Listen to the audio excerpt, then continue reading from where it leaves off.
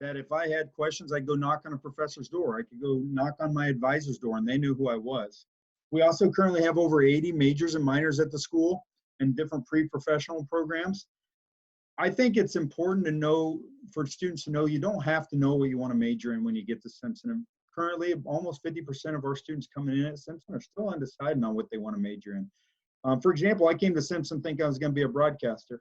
As many of you can see, I changed my mind and I changed my major. And a lot of our students will double major. A lot of our students will come in and get a major and a minor. Several of our students don't declare a major even until their sophomore year. So definitely you have time to kind of figure out what direction you want to go. And that's where we definitely use that hands-on experience for our students to figure that out. Something we really believe in at Simpson is we realize that for families, students and families, cost is a big, it's an important factor in their college decision. So at Simpson, we kind of pride ourselves on doing everything we can to try to make Simpson College, a private school, affordable for students. Right now, 100% of our students coming in will receive some sort of financial aid, whether it's merit-based, need-based, scholarships, grants. We want to try to make that college costs affordable, so at the end of the day, when you guys start making college decisions, you don't have to base it based on money, but you can be like, okay, what school's my best fit? You know, what professors do I like? You can base those decisions based on that. So we definitely have a lot of scholarship and grant opportunities available for students. Kind of just a rundown on what you should do next, and this is definitely right here geared towards seniors, but this will give juniors even a good idea as you're going into your senior year. For several seniors, you've probably already applied, been accepted. If you haven't had your FAFSA sent to Simpson, that's the free application for federal student aid. You want your parents to go on and file the FAFSA.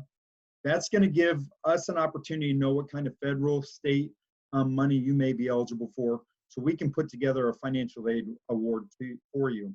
Once you receive that financial aid package, the next step is your admissions counselor is going to reach out to you and really kind of go over that financial aid package with you. We want to walk through the package with every one of our students so they completely understand, here's what everything means on that financial aid award. And if you haven't had a chance to talk with the admissions counselor regarding your financial aid information, definitely reach out to us because we want to make sure we get all those questions answered. Now, hopefully, you know, you all decide Simpson's where you want to go. You decide that's kind of the school you want to go. So the next step will be paying your $200 enrollment deposit. Once you pay that enrollment deposit, you will receive access to your online student portal. And that portal page is called your SC Connect page. Every student will receive a username and password where they'll be able to log into their SC Connect page. And from there, you'll be able to do a variety of things, but probably of utmost importance right now is you'll be able to sign up for one of our SOAR dates, which is Simpson Orientation and Registration, one of our summer registration dates. We have 4 dates in June that you can choose from. On those dates, you'll come to campus, you'll meet your academic advisor, you'll run through a lot of different programs that day. It's kind of an all-day thing where you'll pick your classes. The second thing you'll kind of be excited to do is fill out your housing application. And you'll be able to fill out that housing application on your SC Connect page. So those are a couple different steps for seniors, especially now as you're going through the process, what you should be thinking about next. We have a lot of these upcoming virtual visits coming up. In fact, tonight we're doing another one on undergraduate research that starts at 7 o'clock tonight. Many of you will probably receive emails regarding that. You'll see next week we have residence life and housing, performing arts, campus life, a lot of different virtual events, and we're adding more as we go along. So definitely keep an eye out for your emails. Hopefully you can jump on and check out some of those other virtual visits kind of through our Explore Simpson series. Something I think that is very encouraging for our students is they like to stay up to date on Simpson information, especially through our social media. So definitely join our Facebook, our Twitter, our Instagram page, maybe YouTube. Use that hashtag #OneSimpson. That will keep you up to date of the most current information at Simpson. So I encourage all students to definitely reach out to us via social media and take advantage of some of those opportunities. With that being said, I'm going to turn it over to Bobbi so she can start talking a little bit more about the internships and career development, something I'm sure all of you are interested in. Bobbi? Excellent. Thank you so much. Want to start by giving you just a bit of background on our particular area. So career development, the vision for our office is we want all students at Simpson College to graduate. We want them to graduate with a sense of purpose, so having a clear direction of what they are wanting to do with their undergraduate studies and for the first steps in their college career. And we want them to be competitive candidates for whatever that first choice is following college. So for some of our students, that's going to be entering the workforce. For others, it might be attending graduate school, perhaps completing service, or even going on to lead within the U.S. military. So we want our students to have a great sense of direction and to be competitive so they're able to land what they want that outcome to be. As I mentioned earlier, I've been at Simpson College for about 7 years. I work with an assistant director, Lori Defoe, who has been at the college about the same amount of time. We love the work that we do. We love visiting with prospective students and their families. So even after this call, I hope you will connect with our office as well. Our team is supported by student employees and student volunteers also. So in addition to our professional staff members, we have 2 undergraduate assistants who are available to connect with you. We also have about 10 volunteer career peers. And these are students who are passionate about career development and assisting their peers in their journeys. So they are trained to help students as well. So should you choose Simpson, you will have a variety of people available to support you as you are going through this process. And I like to break down the work that we do into 3 E's, as I call them. So the 3 E's would be we help students to explore, we help students to gain experience, the second E, and we help students to exit, that third E. So during my slides today, I'm going to go through those 3 E's for you and then share some of the data that's associated with what happens with our students. So that first E will be where you enter the college. So if you are coming to us as a first-year student, we want to help you to explore. We want to help you to explore what majors, what careers are going to be a good fit for you. We know there are a lot of factors at play. We know that you have values you're bringing with you, you have interests, you have strengths, you have a personality type, and all of those things merge together to help you determine what's going to be a major that will be a good fit for you and what careers are associated with that particular major. We interact with all students in that first semester that they come to Simpson College. So we go into the first year seminar courses, which are called SC 101, to give full class period presentations to meet the students, introduce them to our office, and we start off this conversation by doing an activity related to values. So really helping students to get to know themselves right away and think about how those values are impacting the types of majors and the types of careers they're considering. From there, we encourage students to meet with us individually. So we offer individual career coaching sessions to help students dive into those big questions, get to know themselves better, and use resources to explore what may be out there for them. As Jeremy mentioned, we do not have students declare their majors upon entry at Simpson College. That is done toward the end of the first year or even into the second year. So you will be supported to do some really intentional exploring to make sure that you're making great decisions around your future. Toward the kind of the end of fall semester, we offer a majors minors fair as well. This is a space where all faculty members join from around the college to visit with students about the majors and minors that their departments offer. Students typically attend this event with their SC 101 class, and so they are encouraged to go from table to table to learn about the different majors, learn about the different minors, how they might complement one another, and then important parts that are associated with them. So say, for example, where might I do an internship? What do students who have graduated with these majors go on to do? Are there clubs and organizations related to these majors that I should be attending? And we coach them with questions to be asking and the types of information that they should be seeking from this particular event. Finally, my office teaches a course as well specific to career development. So at Simpson College, we have a fall semester, a spring semester, and a 3-week May term. And during the May term, there's a course designed for first and second year students. It's called Co-op 119 Career Observation.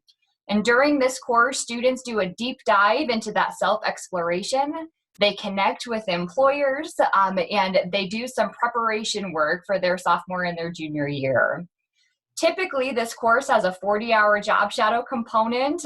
You can imagine with COVID-19, our May term this year, those employer connections are going to be virtual. The students won't be job shadowing this year. But my hope is that if you join us in the next year or two, we will be back to having students who are able to go out on site and make those personal connections face-to-face. So those are just some of the ways that we help students to explore and to make great decisions around their future.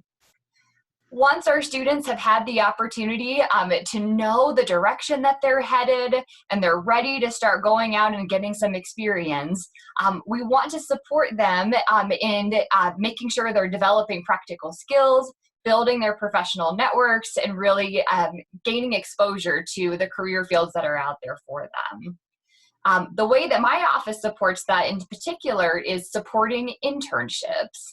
And what we mean by internships are ways to apply what you're learning in the classroom into what is happening out in the field. So you will see a statistic there that approximately 80% of our traditional students, so our daytime, full-time students, complete at least one of those internships prior to graduation.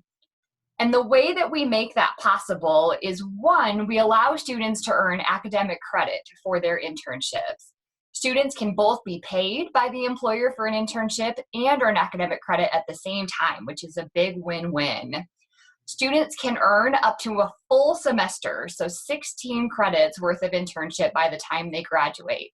Some students will split those 16 credits into smaller chunks, so maybe they'll do 2 or 3 or 4 internships before they graduate for credit. Others may take an entire semester where they are interning full-time and earning credit. So there's a lot of flexibility in how that is done. For those internships which are unpaid, we will sometimes see this in the nonprofit sector or in government positions. We have had some donors who have made it possible for students to apply for wage assistance. So say, for example, we have a student who is excited to gain some experience, but that internship is going to be unpaid. They can apply for a grant, which would give them $12 an hour for up to 120 hours of work in order to complete that internship. So we are really valuing internships and building out that fund, making it possible for students to complete those experiences that would otherwise be unpaid. And as Jeremy mentioned, location, location, location. That is a huge asset of Simpson College. Being so close to the Des Moines Metro, we have a lot of access to the really great employers that are in our area. So Jeremy, if you'll advance to the next slide for me, I will show you, here are just some of our recent internship hosts. Now looking at the chat feature, I noticed a lot of you are from out of state, which is great to see. So because you may be less familiar with some of these companies, I will just highlight a few of them. So Mercy is going to be one of our largest healthcare providers. ChildServe is going to be one of our nonprofit organizations who is working with children and families who may have some unique medical needs. Athene and Principal would be a couple of our larger financial services organizations. EY is one of the big accounting firms. That one may be more familiar to you. Mid-American is the primary energy provider in our area. Iowa Wolves is a basketball team. We have a sports administration at Simpson College, a sports administration major, at Simpson College. So that would be an example of a way that students are getting that experience. Down in the bottom left-hand corner, you're seeing the logo for the Des Moines Police Department. This would be an example of a law enforcement type experience. And Meredith Corporation at the bottom is more of a creative company. So they would be publishing magazines and online content. So this would be a popular spot for our public relations type majors, multimedia journalism, things of that sort. So want to bring your eyes to some of those internship hosts. but also help you to see that internships are not just for business students. Okay, I think that's a common misconception that it's just for a student who's studying management or accounting or economics. And internships are for all. That's one of the fun ways that we can connect during this call is if you'll tell me what you're interested in, we can share some of the types of places that students have interned in the past. And because we encourage students to get some great experience, they have great mentors, they're getting ideas for where they may want to work in the future, and often what they end up doing after college is linked to one of those experiences. So as they are preparing to exit from the institution, we're there to support them as well. So all along the way, we offer individual coaching for students to help them to search for opportunities, to help them to develop and polish application materials, to strengthen their interview skills, and to make sure that their social media is representing the professionals that they are. We leverage a couple of online resources. So if you're looking at schools, we are a handshake campus, which means we are part of a really great tool where employers can post and share positions with you. We also are pushing LinkedIn like crazy. So if you are not already on LinkedIn, this is a great social media site for professionals. And we try to get students on that site and up and running as quick as we can. But in addition to individual coaching, we also do a number of workshops and a number of events, and those are assisted by employers. So we do networking events where employers come down to campus to visit with students. We do skill building events like etiquette dinners, which employers come down to assist with. So we've got a giant network of community partners, friends, alumni of the college who are interested in helping you in this pursuit. So it won't be just my office. You'll have a team of folks who are here to support you and guide you along the way. Okay, with those 3 E's, so how do we know if we're successful? How do we know if we have helped students to appropriately explore and gain experience and exit? So I want to share some data with you of what happened to our most recent graduating class. So this would be our class of 2019. And I'm going to ask that you would draw your eyes to the 2019 Simpson. So this is going to be what happened to those graduates within 6 months of graduation. I'm comparing that to what happened the year before. So the middle column is 2018 Simpson. And then lastly, I'm comparing what happens at Simpson as compared to the national average. So the national average is collected by the National Association of Colleges and Employers. They have not yet released data for the class of 2019 on a national scale. That will probably come out this fall is when we typically see that. But up at the very tippy top where it says knowledge rate, this is where we're sharing based on what?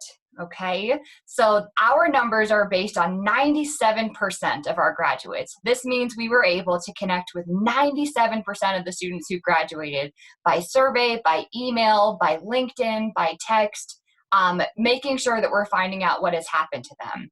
Nationally, that's only about 64.8%. So that's a good question to be asking of colleges is when they're telling you what happened to their graduates, really based on what knowledge rate, what percentage of students do they actually know about. So we're really proud at Simpson to know about such a high number. So of the students we know about for this last graduating class, 81% of them went right into the workforce. About 16% went on to graduate school. That might be medical school, law school, dental school, physical therapy, a number of different types of programs. About 1% went on to do some sort of service. You might think of Peace Corps or AmeriCorps when I say things like that. Less than 1% went into the military. Less than 1% are taking a gap year, so planning to pursue graduate education, but not yet there. And then less than 1% reported back to us that they're seeking employment. Please note that that less than 1% compares to 11% nationally. So we're very proud that our students were able to go on and do great things. And I will tell you that if students reported back that they were still seeking, the follow-up question there would be, how can we help you? So making sure that we're continuing to support our alumni even after they graduate in their career development pursuits. So with that, I hope that you will use that chat feature in order to ask any questions that you have about career development, about internships, and I will do the best that I can to answer them for you. Great. Thanks, Bobbi. We do actually already have 2 questions. The first one is from Katie, who is interested in pre-law, and she's wondering what type of internships has Simpson been able to do in that area? Excellent. Great question, Katie. And I really enjoy working with pre-law students, so I hope I get the chance to work with you. In terms of the types of internships that students can do in this area, so one, there are legal offices that will hire students for entry-level type of work or will allow them to come in and to shadow or to do internships. Being close to the Capitol, we also have access to places like the Secretary of State's office, the Attorney General's office. So those are places where students have done pre-law internships as well. We have a couple of nonprofit organizations who have hosted students in the past. One example is an organization that supports family law. It's called Kids First Law Center. So that is a place that has hosted a student who is doing an internship. But we also have a lot of students who will get some experience working in government. So again, being close to the Capitol, there are opportunities to clerk or to intern at the Capitol, or perhaps you might take advantage of internships that happen in Washington, D.C. Again, that internship credit can be earned from afar. So some of our pre-law students have interned with folks who are in the House or who are in the Senate, either during the school year or during their summer months. So lots of opportunities to help you to gain some of that pre-law experience, especially depending on the type of law that you're interested in. Other questions, Emily? Yep, we've got another question. So, and again, everyone, any questions that you have, just go ahead and put them in the chat. Our next question comes from Elizabeth Fullerton. She's going to be a transfer student majoring in biochemistry. She has 2 questions. First question is, how do students get picked for an internship? Second question is there usually a spot for everyone, or is it more of a competition to get the internship you want? Really great questions. So one important point of clarification is that interns are hosted by employers. And so the employers are actually choosing the interns rather than the college. So seeing that you are interested in biochemistry. So for example, in our area, there's a scientific company called Chemin that will host students for internships related to biochemistry. And Chemin will be the one who posts the internships on their site. They will ask that students submit their application materials to them. They'll select which students they would like to interview, and they will ultimately decide which students they would like to hire for those internships. So it's our job from Career Development's end to promote the positions of those employers, to help you with really great applications, to make sure you're prepped and ready for those interviews, because to your point, they are competitive, and we want to make sure that we are giving you the best possible chance to make a great first impression so you are picked for an internship. All right, and yeah, go ahead, Emily. Oh, go ahead and add, Jeremy. You're fine. Just to add to what Bobbi just mentioned, obviously Career Development, they do a wonderful job of posting all of these opportunities. But another thing that when I was a student at Simpson, I really enjoyed was the fact that knowing your professors on that personalized one-on-one basis, you even hear from professors when they hear of different opportunities available. And they'll send out information to students that are in their classes or that are in their major about different internship opportunities coming up. So having that one-on-one relationship with your professors, of my 2 internships I did at Simpson, one of them was really a professor that kind of geared me towards that opportunity. So I think you kind of have a multiple prong attack at Simpson, where Career Development, your professors, you have a lot of different opportunities to find out about these different internships and work experiences. Yeah, and just to add to that as well, before we get to our next question, I'm also a Simpson grad. I graduated back in 2008, and just wanted to speak real quick on something that Bobbi mentioned, and that was just about how, you know, you can really do your internship anywhere. I actually interned with the University of Alabama in Tuscaloosa newspaper during my senior year. I did that for 3 months, and it really was, you know, an opportunity where my academic advisor found the position, thought that I would be great for it, went over to career and development. They, you know, they helped me with my resume, they helped me interview, they helped me write a personal statement to really make sure that the information that I was putting forth not only showed that I had the experience, but I was the best person for the job. And that was probably one of the best experiences that I've had. Granted, I'm not working in the news now, but, you know, a lot of those skills and things like that, I did take with me into my professional career. And then I also brought back to Simpson. So they really are here to support you. And again, you don't have to just do your internships in Iowa. You can really do them anywhere. So really, really good opportunities. Our next question comes from Azul, who is from Des Moines and is a senior at Lincoln High School. Her question is, she is interested in computer science, such as ethical hacking or computer programming. Are there internships in that area? Excellent, good question. And I would say if you are interested in computer science, quite often there are more internships than there are students. So there is a high need in that area. So that's a great field to be considering. There are definitely internships in these areas. And by and large, all of these internships are going to be those paid experiences. So for the most part, especially during the summer, you would be looking at full-time paid experiences with companies who are not only going to put on internships where you're going to be doing work related to your major and to your interests, but you'll also be doing some things to complement it. So I know companies are often doing those kind of ethical hacking competitions, or they're doing programming competitions or code jams or things of that nature. They also will do professional development sessions where you can meet and interact with leaders, get to know other interns, do learning sessions around topics related to professional development. So yes, your field is ripe with internships, and if that's something that you're interested in, you'll have a lot of opportunities in the Des Moines Metro. Thank you. Other and we have one. Yep, we've got another one, and this one's from Scout Perry. Wants to know, she is planning on majoring in political science. Are there a lot of internships or first years in this area with government officials?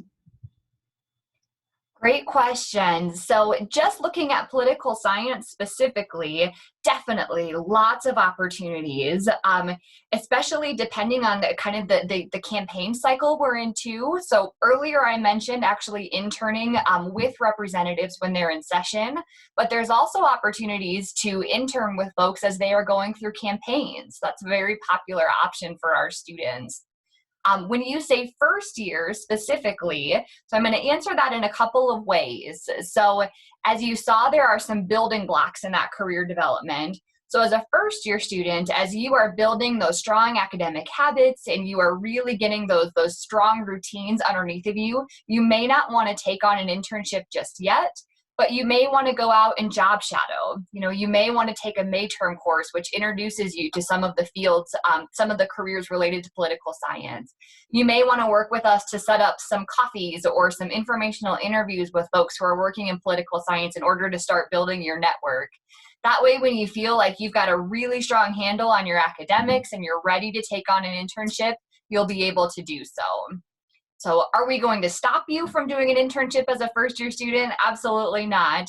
But we're going to want to support you to make sure that you're taking on an internship for the right time in your academic career.